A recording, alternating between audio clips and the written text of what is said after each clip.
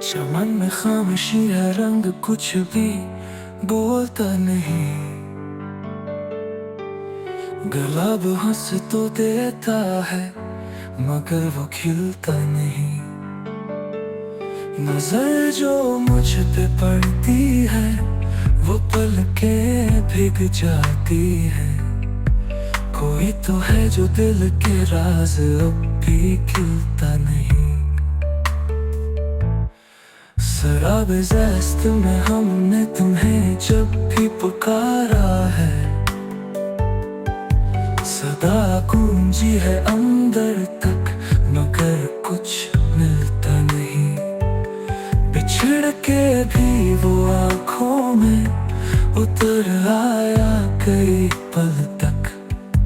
ये दिल है या कोई दरिया जो लम्हों में थमता नहीं।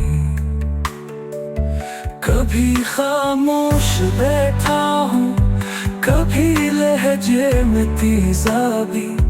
ये दिल की जंग है शायद जो आसानी से रुकती नहीं।